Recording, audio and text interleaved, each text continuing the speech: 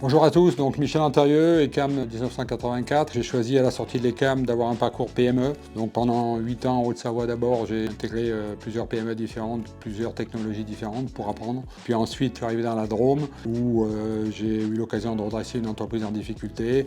Puis la crise de la quarantaine où j'ai intégré un grand groupe pour essayer d'avoir des formations et de me construire et de construire la suite de ma carrière. Et puis à 53 ans, je me suis fait virer et donc dernière étape de ma carrière, reprendre une entreprise, ce que j'ai fait en quelques mois. Voilà, je suis en train de vivre une fin de carrière qui est juste un rêve, quoi. C'est être son propre patron, avoir une boîte qui se développe, des associés avec lesquels on peut travailler, sur lesquels on peut compter.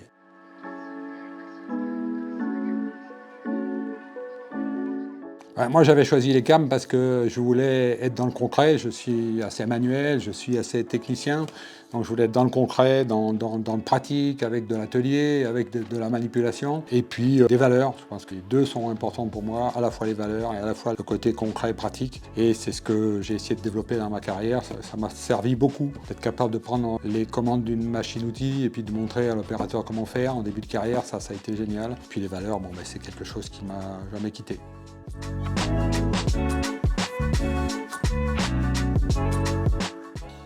Eh bien, on m'aurait posé la question il y a 10 ans, j'aurais dit aucune. C'est toujours pareil, quand on est jeune, on se consacre à sa famille, à son boulot naissant. Donc j'ai bossé beaucoup, un peu, je dirais, la tête dans le sable, en avançant. Et le réseau que j'avais pas, je me suis rendu compte que c'était utile pour rechercher une boîte, pour connaître les bons intervenants, etc.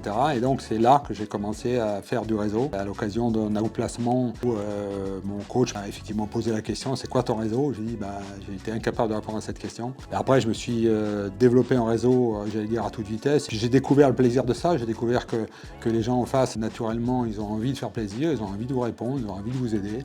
Et donc, j'ai accéléré effectivement le réseau, je dirais, de façon naturelle. Et puis, voilà, après, ça a débouché sur la présidence du réseau Entreprendre, Drôme Ardèche, qui est aussi un réseau et une famille avec des valeurs profondes. Et voilà, aujourd'hui, je suis très à l'aise dans ce réseau.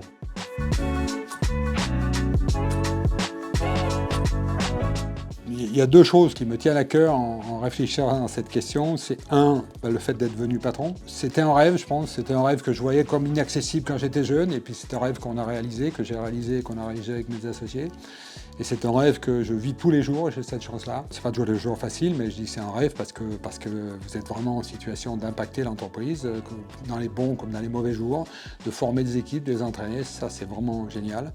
Le deuxième, c'est transmettre. J'ai plus de 60 ans maintenant, donc j'ai envie de transmettre à travers le réseau Entreprendre Drôme Ardèche. Je transmets tout ce que je peux, la passion de l'entreprise, de l'entrepreneuriat, je transmets la passion du Made in France. Voilà, tout ce qui est profondément ancré dans mes tripes. Mon axe sur la deuxième partie de ma vie désormais, c'est la transmission.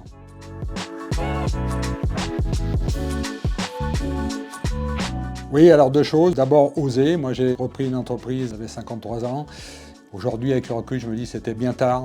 Donc, osez, faites-le avant moi. Avec l'ECAM, vous avez tout ce qu'il faut pour devenir des vrais patrons et des bons patrons. Et puis, deuxième chose, c'est le réseau. Là aussi, c'est quelque chose que j'ai tardé à faire et à mettre en place. Mais entourez-vous de gens bienveillants, entourez-vous de gens qui vous aiment, qui sont là pour vous aider. C'est toujours utile, c'est efficace et c'est génial sur le plan des valeurs.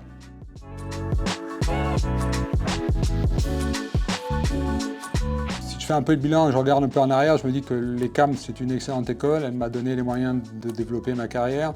Donc, je dirais, soyez fiers de ça, mais prenez pas la grosse tête. C'est vraiment quelque chose de fondamental. Restez à l'écoute. J'ai la chance d'avoir pris un alternant ECAM qui est actuellement chez nous. Effectivement, quand je le vois agir, quand je le vois dans les ateliers, je me dis que l'ECAM reste 40 ans après mes études dans le concret et dans l'orientation de pragmatique à l'écoute. Et c'est vraiment ça qu'il faut garder en tête.